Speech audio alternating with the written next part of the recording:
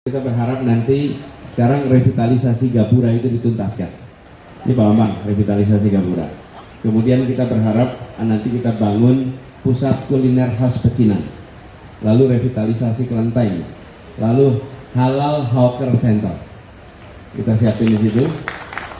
Lalu kita ingin rencana bangun museum peranakan, bangun public space di situ, dan melakukan konservasi bangunan bersejarah yang ada di kawasan ini. Nah, jadi kita ingin meningkatkan kualitas demokrasi di Indonesia. Kita ingin meningkatkan kualitas pemilu di Indonesia. Kita ingin meningkatkan kualitas kampanye. Jadi ketika kita bilang perubahan, tidak dimulai ketika memerintah, dimulai saat berkampanye. Jadi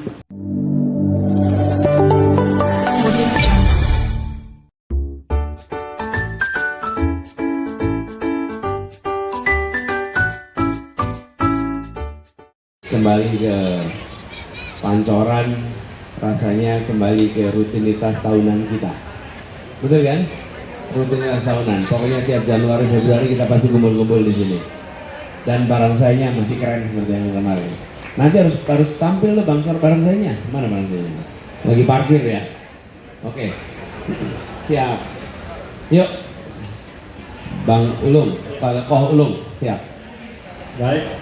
Terima kasih.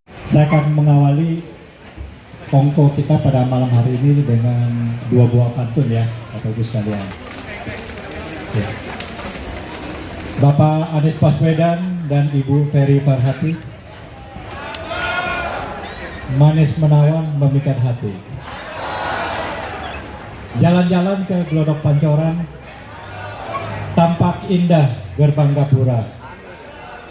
Karya nyata Bapak Anies Baswedan untuk masyarakat Indonesia tanpa melihat unsur sara. Ayo kita berikan aplaus kepada Pak Anies. Datang ke Glodok Pancoran itu bagi kami, bagi kita semua sebelum acara pada malam hari ini, panitia itu memang ya kita keliling untuk menyampaikan informasi ini. Terus terang memang semua menyambut Pak Anies. Bahkan boleh dibilang sejak pukul 2.30 tadi ya, saudara-saudara kita itu sudah antusias menunggu di bawah gerbang Gapura, tidak bergeser, menunggu kehadiran Pak Anies ya. Dan alhamdulillah Pak Anies saat ini dan Bu Ferry telah bersama-sama kita. Baik, yang kedua silakan. Dengan siapa? Yusuf Pak.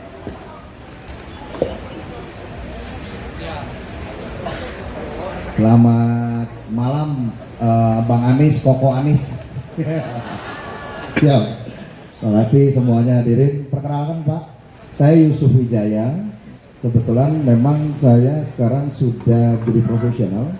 Basic saya memang aktivis seperti Bapak.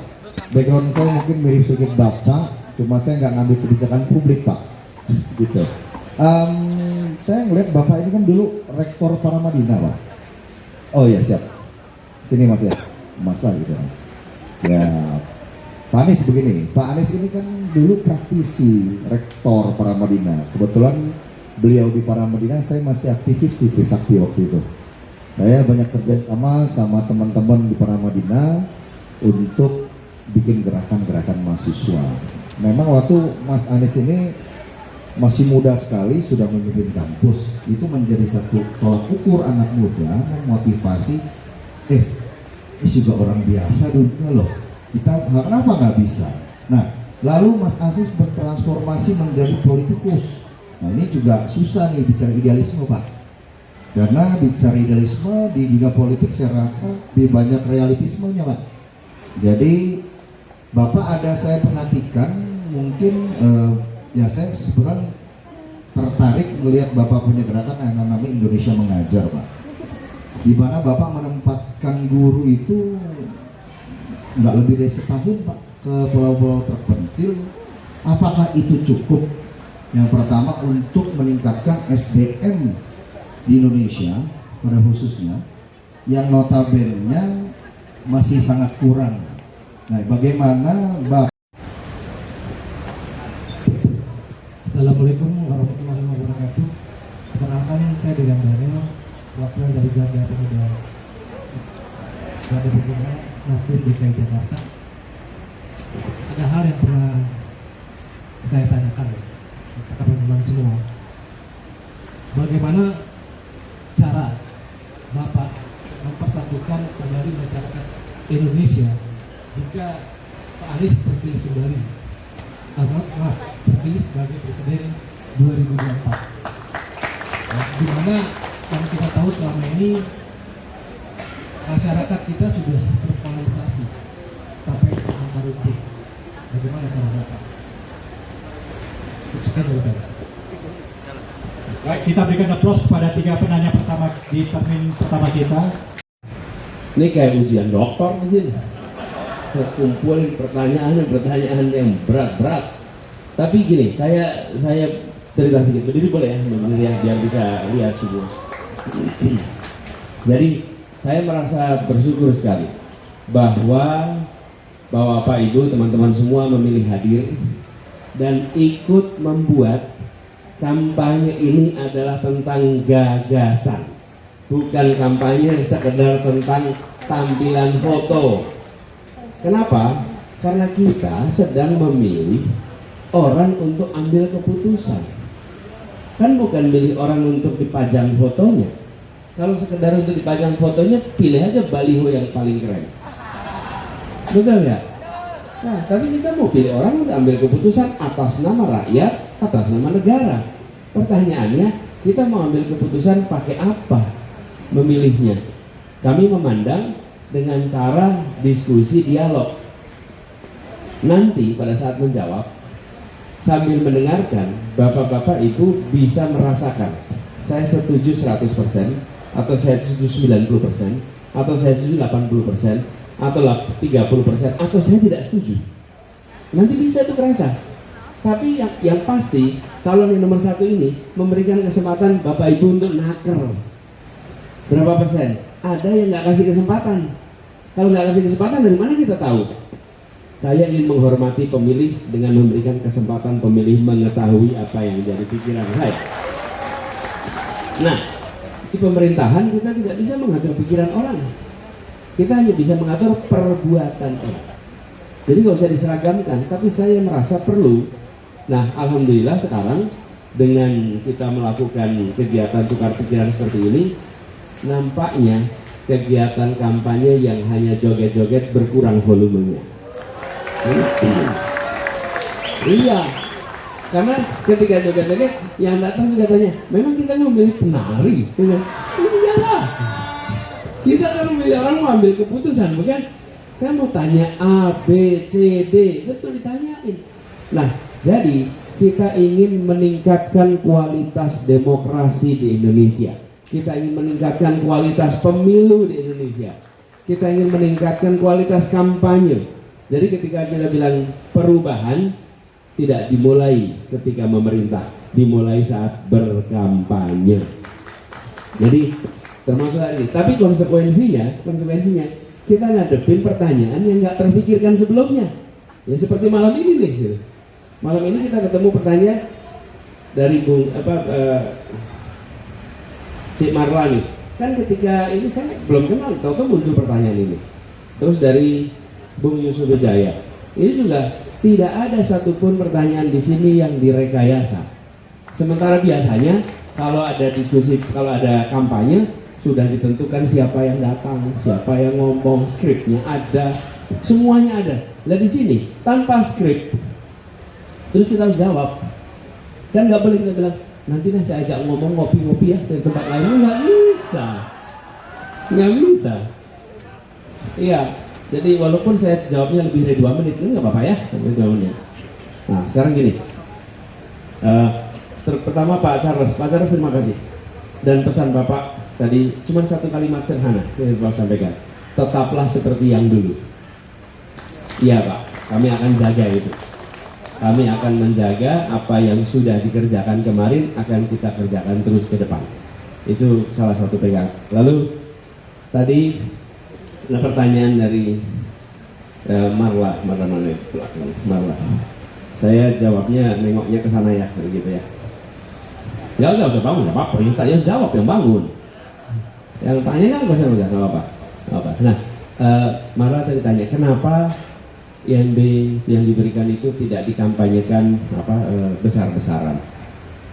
Kenapa ya? Saya sih merasa begini, itu hal yang memang sudah harus kami kerjakan. Dan itu bukan ditempatkan sebagai komoditas untuk kampanye politik. Itu adalah hal yang sudah seharusnya kerjakan. Dan saya ketika kami melakukan itu, tantangannya tidak kecil. Di balik keluarnya IMB itu harus ada pembicaraan-pembicaraan yang rumit dengan berbagai pihak. Tetapi itu dikerjakan. Dan akhirnya disetujui oleh semua. Jadi saya sampai pada kesimpulan, banyak urusan itu sebetulnya pemerintah ini cuma kayak malas saja, nggak mau ngerjakan. Nggak mau berhadapan dengan dialog, diskusi seperti begini nih. Dan memang menyita energi, membutuhkan kesabaran, dan meyakinkan itu membutuhkan kita mencari argumen untuk meyakinkan, dan akhirnya setuju. Tapi kami memilih rute itu, dan sekarang kita bersyukur bahwa proses itu tuntas. Nah, kami tidak mengkapitalisasi itu kemarin-kemarin, dan sekarang juga kalau ada pertanyaan kami jawab. Tapi kami itu merasa begini, itu sesuatu yang jelas, dan kira-kira begini, ini filosofi kami.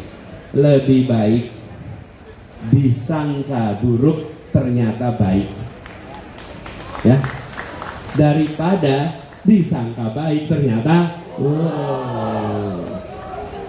disangka merakyat ternyata elitis, ternyata tidak berpihak pada rakyat. Nah, kami itu berhadapan dengan sangkaan-sangkaan yang banyak sekali bertahun-tahun, dan selalu saya bilang nanti kita jawabnya bukan dengan pernyataan tapi dengan kenyataan yang kita katakan. Saya malah kalau boleh bantu yang lain-lain seperti Pak Charles, Marla yang tahu, please speak up. Itu jauh lebih kredibel daripada Anies yang menceritakan. Jauh lebih kredibel. Karena kalau saya menceritakan ya tentu saja Wong Anies yang dan tim yang mengusahakan. Tapi kalau teman-teman semua yang menceritakan, maka itu akan membuat kredibilitas itu menjadi lebih tinggi. Begitu ya, Marla. Dan terima kasih atas pertanyaannya. Terus yang kedua, Bung Yusuf, tadi soal Yusuf Wijaya. Soal dulu di kampus, lalu kemudian berada di politik. Di kampus penuh dengan idealisme, di politik itu realisme. Begini, ini adalah fenomena yang unik di kampus itu. Kita ini seringkali menginginkan ada perubahan kebijakan yang itu adalah wilayah politik. Tapi di sisi lain, datang kopinya. Terima kasih. Lengkap udah sekarang. Bisa lebih lama nih kita tonton. Nah, politik itu pengambilan keputusan di sana. Saya beri contoh, nggak usah jauh-jauh, kampus saja. Generasi saya ketika kuliah dulu, biaya kuliah per semester dibayar oleh pemerintah 90%, oleh orang tua 10%. Jadi saya bayarnya 97.000, negara bayarnya 900.000. Itu adalah keputusan politik. Dan ketika negara memutuskan, sekarang dibalik, orang tua bayar 90%, negara bayar 10%, itu keputusan politik. Nah, banyak di antara kita kepengen keputusan itu berkeadilan, tapi tidak mau menjadi pengambil keputusan. Contohnya, kalau ada seorang dosen menjadi caleg, mungkin kanan kirinya tanya, yang bener aja, ngapain jadi caleg? Kita ini unik. Kalau ada orang tak bermasalah masuk politik, dipermasalahkan.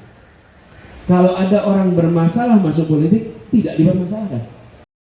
Terima kasih. Siap, Pak Udo.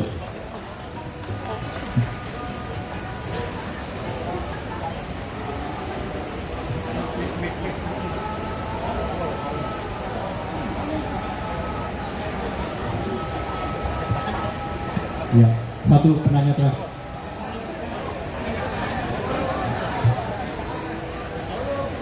Bapak Ibu semua, izin kita tahan cuma untuk mendengarkan aja. Sebagai seorang rohaniawan juga merasa bahagia ya, merasa bahagia, merasa nyaman selama Bapak memimpin di Kota Jakarta. Mudah-mudahan itu bisa ditularkan ke tingkat nasional. Ya. Sedikit bercerita Pak, agak singkat. Saya dari SD, TK bahkan sampai kuliah itu berada di perguruan Katolik. 90% teman saya adalah golongan Tionghoa. Dan sampai dengan saat ini saya bergaul secara terus-menerus dengan mereka. Sebagai seorang aktivis ada juga kerinduan, Pak.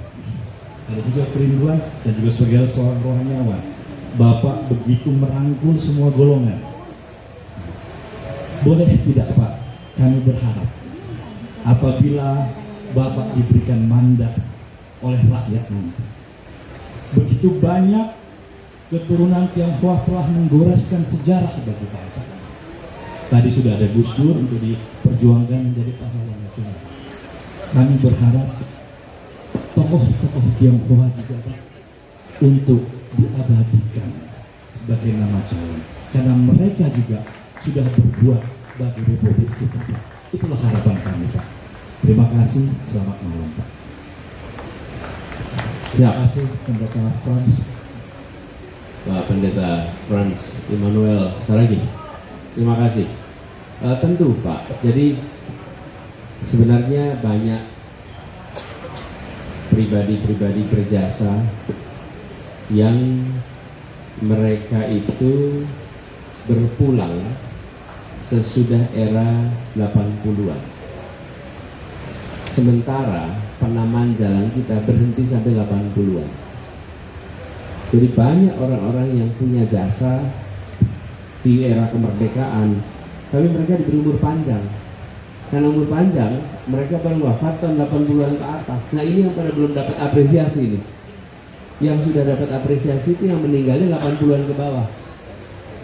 Kenapa saya menyaksikan di Jakarta? Dan kami waktu itu memperhitungkan banyak, termasuk pada waktu itu kami itu akan memberikan nama John Lee untuk jalan di Kelapa Gading.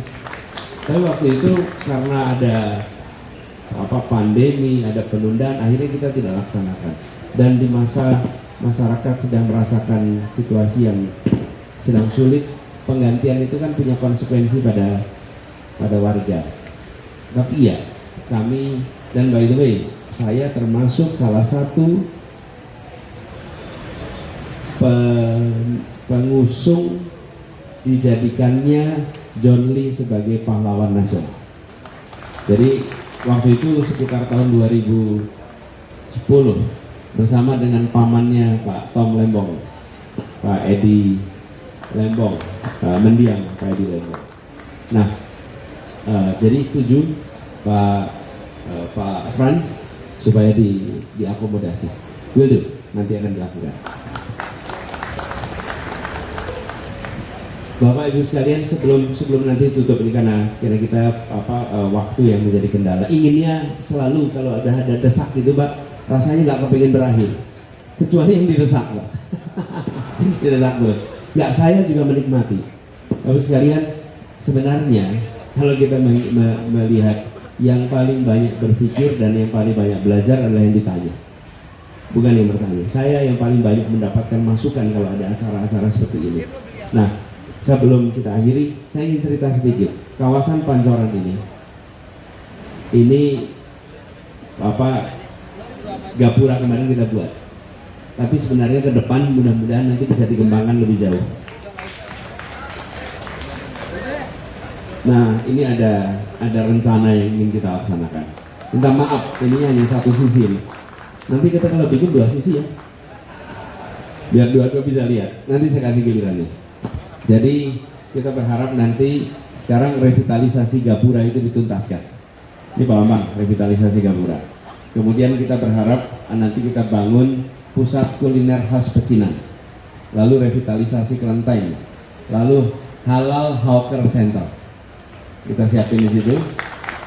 Lalu kita ingin rencana bangun museum peranakan, bangun public space di situ, dan melakukan konservasi bangunan bersejarah yang ada di kawasan ini. Lalu kita ingin pastikan ada kawasan-kawasan yang menjadi semacam mural street. Ini kira-kira gambarannya. Jadi Ibu sekalian, ini sebuah rencana. Nanti bila kewenangan itu diberikan, maka kami akan laksanakan rencana ini di kawasan ini. Ya, ini kira-kira. Jadi ya, ini tadi disampaikan ini dengan Pak Yusuf, Pak Anwar, Pak Bambang, dan lain-lain tadi semuanya kita bekerja bersama cukup lama. Selama sejak kami bertugas itu kerjasama terus. Nah, kami ingin agar pola ini nanti kita teruskan di skala nasional ketika kewenangan itu diberikan. Dan harapannya yang tadi disampaikan Pak Daniel, suasana tenang, teduh, aman, damai itu terjadi. Saya ingin sampaikan sedikit ini penutup. Tenang, teduh, damai itu kerjanya di belakang layar. Tidak kelihatan. Hari ini kita menikmati lampu yang terang, yang nyaman. Di balik lampu yang terang ini ada ribuan orang bekerja di pembangkit listrik sampai jaringan listrik, sampai memastikan jaringannya berjalan dengan baik. Orang-orang itu semua tidak pernah ada dalam pikiran kita ketika lampu itu nyala. Jarang kita menyalakan AC sambil bilang terima kasih PLN, yang pernah. Ketika lampu baik nggak ada yang bilang terima kasih PLN. Tapi kalau lampu mati, wih, nomor paling kita apal nomornya PLN. Saya merasakan seperti itu. Ketika kita membangun suasana kota yang tenang, teduh, damai, nggak kelihatan bahwa di belakang itu ada komunikasi yang dijalankan terus. Setiap ada potensi friksi dipadamkan sebelum membesar.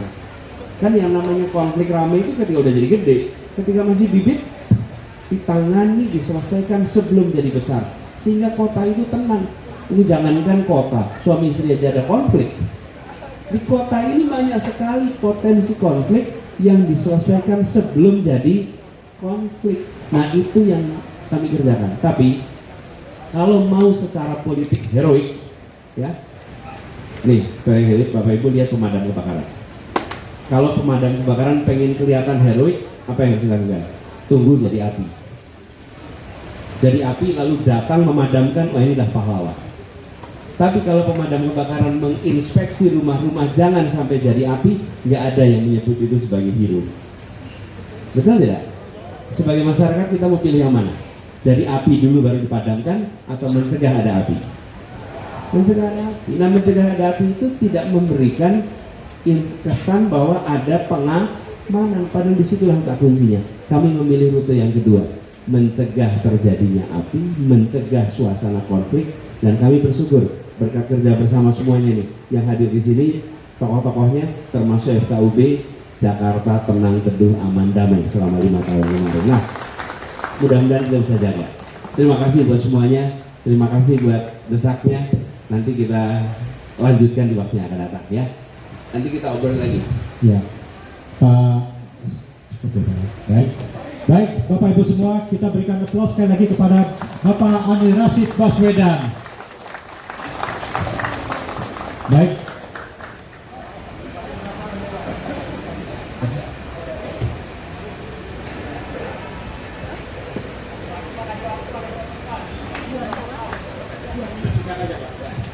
Ya, saya Fajar. Saya dari Titi. 9 bulan yang lalu saya satu pesawat dengan Pak Haris Kolonial. Pak Haris. Pak Haris. Ya. Saya bilang saya mau dukung Pak Anies. Nah, waktu itu Pak Anies belum maju. Waktu itu Pak Anies sama sekali belum maju. Terus Pak Anies bilang waktu debat, Pak Anies bilang soal IKN, kenapa kalau ada masalah, kenapa mesti ditinggalkan? Saya belajar soal drainase segala macam. Saya isi di sini Pak. Saya belajar di Australia. Saya siap bagi Bapak tanpa bawa pakaian. Saya mau Jakarta, Pulau Jawa ini bebas banjir. Karena kan Teman-teman saya sekarang di pemerintahan, kalau saya maju begini pasti dia marah. Musuh-musuhnya Pak Tok Lembong. Dan kalau Bapak benar-benar tenang, saya akan bantu Bapak Ya, buat supaya terima kasih. Jawa Bebas lagi. bebas lagi. Nama Bapak siapa? Fajar, Pak. Pak Fajar. Terima kasih Pak Fajar. Terima kasih. Tapi betul itu, Pak Fajar. Itu saya sampaikan. Jangan kita ini kalau punya masalah ditinggalkan. Kota tua, Belanda pindah dari kota tua kenapa? Karena pada waktu itu sudah ditemukan oleh Belanda permukaan tanahnya menurun. Jadi dia pindah ke tempat yang sekarang kita kenal dengan Monas dan lapangan Banteng. Jadi bukan diselesaikan tapi ditinggalkan. Nah terus sekarang kita ada masalah di Jakarta bukan diselesaikan tapi ditinggalkan. Jangan kita selesaikan masalahnya. Bapak jangan dibantuin menuntaskan ya. Makasih ya Pak. Baik, Pak Anies, izin kalau berkenan saya minta dengan hormat Pak Tong, Pak Leon, Bu Ferry, Pak Bambang, Pak Yusuf, Pak Anwar, Pak Anies, Pak Anies, sebentar ya kita. Pak Anies. Ya.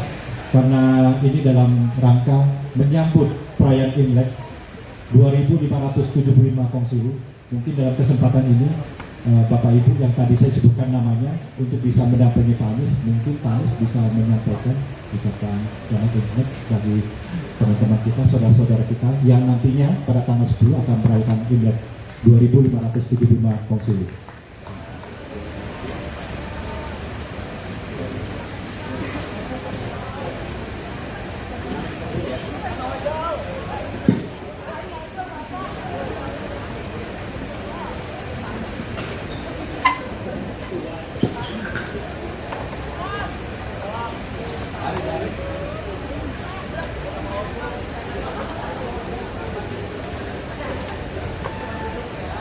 Ya, oke. Recordingnya aman ya.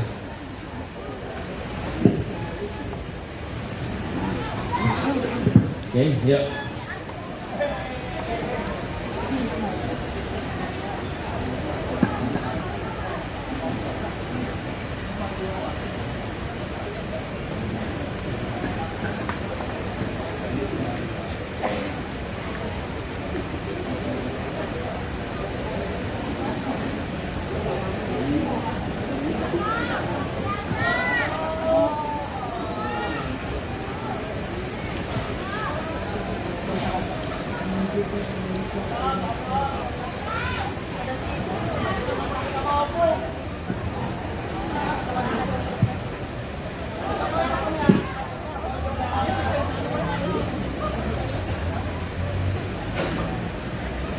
Udah ya, oke.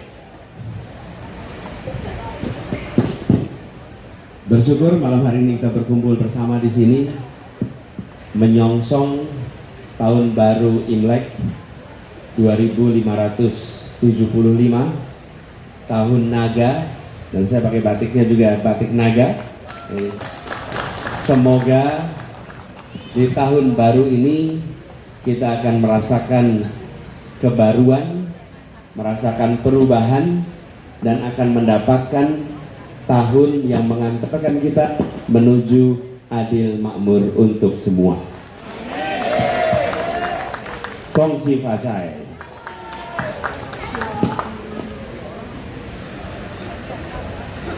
Oke, sip. Sekarang foto ya.